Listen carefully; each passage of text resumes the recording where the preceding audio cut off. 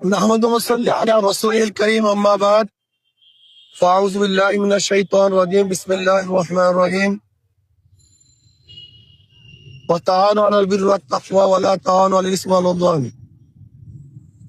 আসলে আমাদের দেশনেত্রী বেগম খালেদা জিয়া বেশ কয়েকদিন পর্যন্ত অসুস্থ অবস্থায় তিনি হসপিটাল ভর্তির অবস্থা আছেন। আমরা বিভিন্ন জায়গাতে তার জন্য দোয়া করেছি।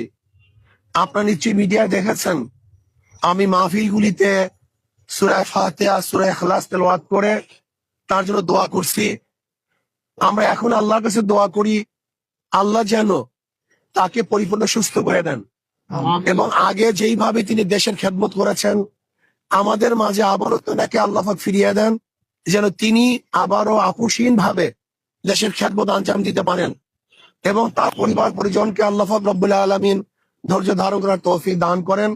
এই দোয়া আমি সবার কাছে চাইবো তার জন্য এবং এই কথাই বলবো যেন তাকে আল্লাহ পাক জলদি জলদি তার সুস্থতা দান করেন এবং পরিপূর্ণ সুস্থ করে আমাদের মাঝে আবারও তাকে ফিরিয়ে দেন।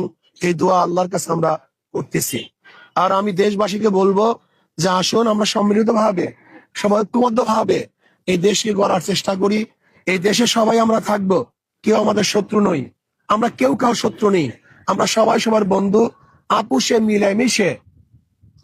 মিলেমিশে সমস্ত আদর্শ, সমস্ত নীতির, সমস্ত ধর্মের লোকগুলি একত্রিত হয়ে আমরা যদি দেশকে সাজাতে চেষ্টা করি, একটা সুন্দর দেশ উপহার দেওয়ার চেষ্টা করি, তাহলে আমি বিশ্বাস করি ইনশাআল্লাহ অবশ্যই আমরা সমস্ত রাজনৈতিক দলগুলি আদর্শ এবং নীতি ভিন্ন হওয়া সত্ত্বেও যদি আমরা একত্রিত হয়ে দেশকে উন্নয়নের চেষ্টা করি তাহলে অবশ্যই ইনশাআল্লাহ আমরা দেশকে উন্নয়ন করতে পারবো।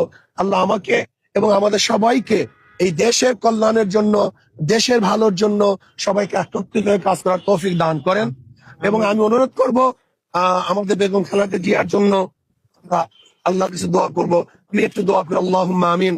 আল্লাহ বেগম খালেদা জিয়ার পরিপূর্ণ শেফায়ে কামেল আজিলা নসিব করেন, আল্লাহ জলদি সুস্থতা দান করেন এবং আল্লাহ সুস্থতা দান করে আমাদের মাঝে আবার ফিরিয়ে দেন যেন তিনি দেশে খেদমত করতে পারেন। রব্বির হামহুমা কামা রব্বায়ানি সগীরা। وصلى الله تعالى على خير خلق محمد وآله وأصحابه وأزواجه وأتباعه أجمعين وارحمنا معهم برحمتك يا أرحم الراحمين. السلام عليكم ورحمة الله.